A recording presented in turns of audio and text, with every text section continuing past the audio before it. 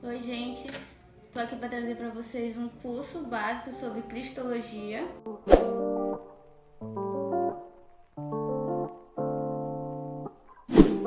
A gente vai falar a respeito de Jesus o Cristo. Para quem não me conhece, meu nome é Kelly. Faço parte da geração Cross como líder de célula. E antes da gente se aprofundar no estudo sobre Cristologia, a gente vai falar um pouquinho sobre o mundo antes de Jesus. Na Bíblia existe uma divisão que todo mundo conhece entre o Antigo Testamento e o Novo Testamento. Nessa transição feita já muitos séculos depois do Antigo e Novo Testamento, existe um ponto chamado como silêncio de Deus, ou seja, é um período que durou cerca de 450 anos onde Deus não falou com ninguém. Se você é conhecedor da Bíblia, vai saber que no Antigo Testamento Deus falava diretamente com os homens através dos seus profetas ou enviava anjos, revelações, algo assim. Mas chegou a determinado ponto que nada, Deus parou a comunicação com todos, porque vai iniciar uma coisa que a gente chama de plano da salvação. Nisso a gente vai fazer um feedback lá no início da Bíblia, como se deu o plano da salvação. Que aconteceu devido ao pecado de Adão e Eva, a entrada do pecado no mundo. E quando isso aconteceu, Deus, cara visionário, estabeleceu um plano da salvação, ou seja, ele iria primeiro dar mais uma chance para a humanidade se reconstituir do pecado, que acabou não aconteceu. Então ele teve que fazer o plano da salvação, que era a chegada do Cristo. O que o silêncio de Deus tem a ver com isso? Tudo. Porque Deus estava preparando o mundo para receber o Salvador. Como assim? Nessa preparação do mundo se destacou 3 povos: os judeus, os romanos e os gregos. A gente vai começar primeiro falando sobre os judeus, que foi o povo escolhido por Deus para ser a nação santa, nação eleita, geração diferente entre todos do mundo. O que aconteceu? Ainda lá no Antigo Testamento houve as leis, os 10 mandamentos. Isso já fez o povo judeu completamente diferente do mundo, porque esse povo adorava um Deus só. Eles não tinham vários deuses. As nações na época era conhecida por ter muitos deuses: deuses da chuva, deuses do vento, deuses do mar. Mas a nação de Israel era diferente. Ela adorava um único Deus. Dentro disso também tinha outro destaque dos judeus, que era a ética deles. Obedeciam algo chamado como os 10 mandamentos. Eles eram culturalmente dirigidos desse mandamento, então era um povo literalmente diferente. E indo mais além, porque Israel foi o primeiro povo a ser preparado nesse período do silêncio de Deus, porque seria o povo responsável a espalhar aquilo que Jesus ia fazer na terra quando viesse. A gente vai falar um pouquinho disso mais lá na frente. Segundo ponto, povo escolhido nesse período do silêncio do Senhor, onde Deus trabalhou muito, foi os gregos. Mas por que os gregos, Ken? Porque os gregos tinham um estilo diferente, assim como os judeus. Mas eles eram um povo politeísta, eles adoravam muitos deuses. O estilo de vida deles influenciava como? Na cultura. Os gregos, até hoje, nos dias atuais, eles são conhecidos pela cultura deles, pela arte e pela filosofia, que até hoje os gregos são conhecidos também pelo seu desenvolvimento intelectual. Era um povo que pensava muito além. Isso era a mão de Deus em cima dos gregos. Tanto que quando o Novo Testamento foi escrito, a linguagem oficial era grega. Os evangelhos foram todos escritos em grego, ou seja, a língua grega ela tem a diferença entre popular e o culto. Então, o grego foi a língua oficial do Novo Testamento. Os evangelhos foram escritos todos em grego koine, que a gente conhece, que é o grego popular, a nossa linguagem popular. Por fim, o último povo é os romanos, que o Império Romano foi formado cerca de 8 séculos antes de Jesus existir. O que isso tem a ver com Jesus? Jesus nasceu sob a província dos romanos. A excelente administração das leis e dos governos dos romanos influenciou muito para que Jesus já na Terra conseguisse estabelecer a meta dele, ou seja, os romanos, por ser uma potência militar, eles conseguiram dominar a pirataria dos mares, onde mais lá na frente a gente vai ver na Bíblia que os discípulos viajavam muito nos navios. Jesus, o próprio, tem episódios na Bíblia, Jesus andando de navio, caminhando sobre os mares. Isso só foi possível graças ao poder militar dos romanos, que estabeleceu certa calmaria, combatendo os piratas. Outro ponto também é as estradas. Antes de Jesus e o governo romano se tornar uma potência, a potência predominante nos anos que Jesus esteve na Terra, eles construíram grandes estradas que possibilitou viagens e o deslocamento de pessoas. Isso, Jesus também tem relatos de Jesus viajando com os discípulos na estrada. Jesus, após ressuscitar, ele também encontrou alguns discípulos na estrada. Isso tudo se deu através dos romanos, ou seja, no período de 450 anos era o Senhor trabalhando e movimentando esses povos para receber o Cristo, e está tudo pronto para depois do feito dele aqui na Terra ser possível. Ou seja, um evangelho melhor, a distribuição melhor dos ensinos de Jesus, graças a esses três povos da nação que Jesus escolheu. Indo mais além, a gente vai conhecer o que é a cristologia para a teologia. A cristologia é a parte da teologia que estuda Jesus, Jesus como homem, Jesus como Deus, Jesus como Filho, Jesus como Pai. Ou seja, tudo resumindo a Jesus dentro da ciência chamada teologia, tem esse ponto chamado cristologia. Isso significa ungido, Messias, o Senhor. Jesus é aquele que a gente conhece. Como a gente conheceu, como foi possível a gente ter acesso a Jesus, conhecer os feitos de Jesus? Foi através dos evangelhos. Para quem não conhece, os evangelhos são os 4 primeiros livros do Novo Testamento da Bíblia Sagrada, titulados de Mateus, Marcos, Lucas e João. Os 4 em si formam uma bibliografia perfeita de Jesus. Cada um tem uma abordagem diferente, cada um fala de Jesus da maneira deles, de uma forma que eles se cumprimentam perfeitamente, os 4. E antes de a gente começar a falar dos evangelhos, o destaque da cristologia é dizer que Jesus existia antes de todas as coisas. O primeiro evangelho que a gente vai falar é Mateus. Quem não conhece, Mateus, ele era um homem comum, trabalhava para os romanos, um povo, como a gente falou agora há pouco, escolhido pelo Senhor para atuar no mundo. Mateus era um cobrador de impostos, ou seja, ele era um homem muito renegado entre todos pela essa função, cobrador de impostos. Não era muito afamado, e ele apresenta, Mateus, no seu livro, ele apresenta de cara a genealogia de Jesus.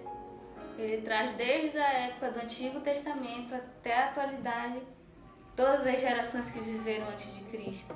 Ele também dá grande destaque ao nascimento de Jesus. Fala da sua mãe, o seu nascimento virginal. E o propósito de Mateus não apenas falar sobre a genealogia de Jesus ou o seu nascimento em comum, mas também é mostrar e evidenciar que a Bíblia ela é viva e eficaz, cumprindo todas as promessas dos profetas do Antigo Testamento, especialmente de Isaías, que é conhecido como o profeta messiânico, aquele que primeiro falou sobre Jesus, que apontou Jesus claramente, evidentemente, o que ele seria. Esse era o foco de Mateus. Quando ele fala sobre Jesus, ele quer mostrar isso, fazendo analogia ao Antigo Testamento e ao Novo, tipo, alegando, olha, os profetas há tantos anos falaram sobre um cara que viria. Ele veio, tá aqui, eu tô falando sobre ele, tô escrevendo sobre ele. O foco de Mateus era esse, evidenciar as profecias do Antigo Testamento. O segundo evangelho conhecido da Bíblia é Marcos. Marcos, ele não foi um discípulo de Jesus, não mencionei anteriormente, mas Mateus foi um dos 12 discípulos de Jesus, andou com Jesus. Marcos não, Marcos já viveu mais um pouco depois do tempo de Jesus, mas Marcos ele era seguidor de Pedro. Pedro, se você for se dedicar ao estudo da Bíblia, vai saber que Pedro sim foi um dos 12 discípulos de Jesus. Pedro, ele não tinha um temperamento calmo, né? Todo mundo sabe que Pedro, ele era estressado. Mas passados os anos, Jesus trabalhou na vida dele e Pedro também tinha seguidores e Marcos foi um desses seguidores. E o livro de Marcos tem algumas complicações, as pessoas tendem a reclamar sobre a ausência de detalhes no livro de Marcos. Por quê? A explicação de o livro de Marcos ser o menor dos evangelhos é porque Marcos, ele era um ouvinte. Ele não viveu com Jesus. O que ele sabia sobre Jesus era o que ele ouvia do testemunho que Jesus fez, do que ele ouvia do seu mestre, que era Pedro. Então se dá sobre isso. Na época que Jesus viveu, os apóstolos viveram, a escrita não era tão fácil.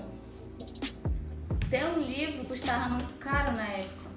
Só podia quem tinha dinheiro, ou se você queria ler algo escrito, só existia o Pentateuco, que era nos templos. O Pentateuco eram os 5 primeiros livros do Antigo Testamento, escritos por Moisés. Então a linguagem de Jesus, o Evangelho, ele fluía através verbalmente. Ele se reuniu e começava a falar, troca de conhecimento. E as pessoas gravavam isso no coração. E com Marcos foi assim.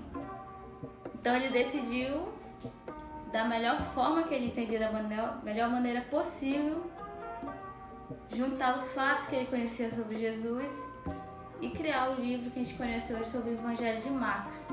E Marcos, ele tinha uma grande preocupação em apresentar o plano da salvação.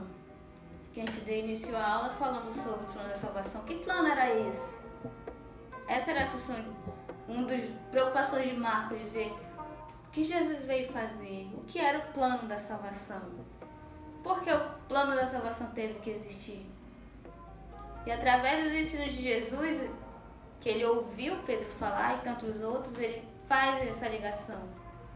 Ele se preocupa com isso, ele destaca a paixão, a morte e a ressurreição de Jesus com o máximo de detalhe que ele pode.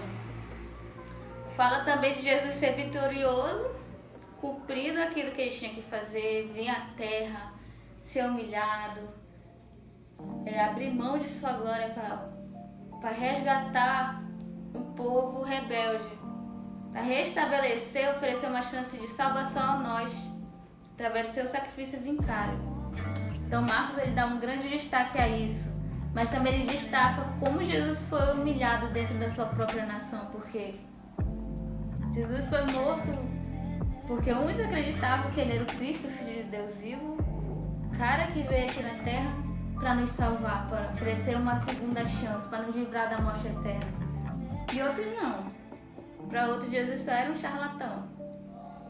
E Marcos, ele se preocupou em fazer isso a respeito de Jesus, de como ele foi vitorioso por ter morrido, ressuscitado e ascendido ao céu, e também destacar como ele foi maltratado pelo seu próprio povo a quem ele estava fazendo sacrifício. E o terceiro evangelho que a gente vai falar é Lucas. Lucas, ele era um médico. Para a época, o médico também era uma profissão muito requisitada. Poucos tinham essa profissão na época. Era muito difícil os estudos, dependia muito de condições financeiras. E Lucas, ele era médico, que também não foi um dos 12 discípulos de Jesus. Lucas, ele também foi seguidor de outros seguidores de Jesus. E dentro do seu livro, a preocupação de Lucas era destacar a vida de Jesus. Como Jesus cresceu, se Jesus ele tinha crescido normalmente dentro de uma família, tinha interesse sobre o nascimento dele, demonstrou interesse também sobre a sua morte, especialmente a ressurreição. Fala-se também, Lucas, ele era muito preocupado com o povo, ele já demonstra um pouco assim sobre a ética, ele fala um pouco sobre as mulheres, ele fala também sobre os órfãos, sobre a pobreza. Lucas, ele já vai mais longe devido ao seu conhecimento, tanto aquilo que ele adquire sobre Jesus, quanto seu conhecimento ético e social por ser um médico. Ele já traz todos esses destaques para o seu livro, que é o Evangelho de Lucas, o terceiro. Por último, a gente tem o Evangelho de João. João, ele era um dos seguidores de Jesus. E ele tem um estilo bem diferente dos outros autores dos evangelhos. Por quê? Porque a gente já vai vendo que o João, ele já trabalha mais com código, ou seja, ele já tenta decifrar mais as revelações do Senhor. Ele já começa a abrir o evangelho dizendo assim: o verbo se fez carne e habitou entre nós. Ele já é mais bem, tanto objetivo quanto simples dentro do seu livro. A sua preocupação é revelar e fazer que as pessoas posteriormente dele entendessem que Jesus realmente era o Filho de Deus. E ele foca exclusivamente sobre isso, sobre o ministério de Jesus, como iniciou a pregação de Jesus, estilo de vida de Jesus. A gente vê tudo isso, João se preocupa muito.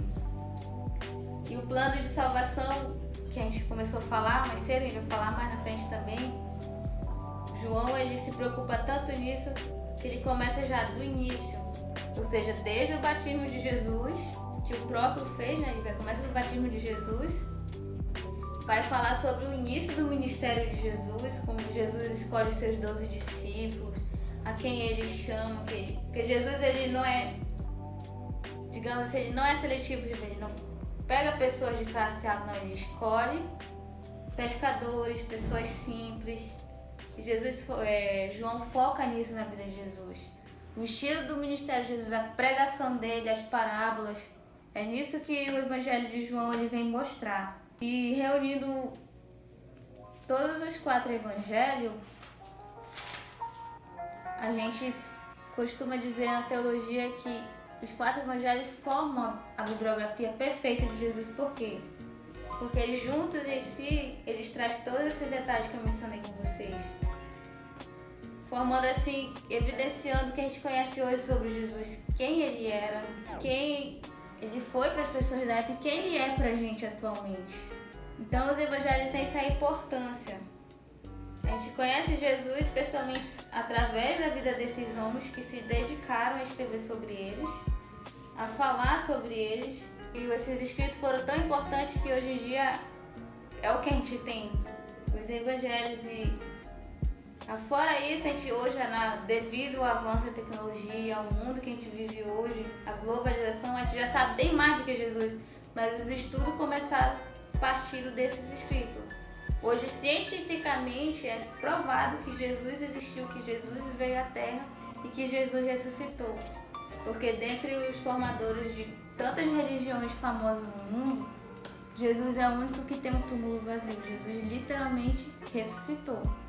Então, gente, essa foi a aula número 1, onde a gente conheceu o que é Cristologia, conheceu os evangelhos e o mundo que foi preparado para receber o Cristo, tá? Até a próxima aula. Beijo, gente!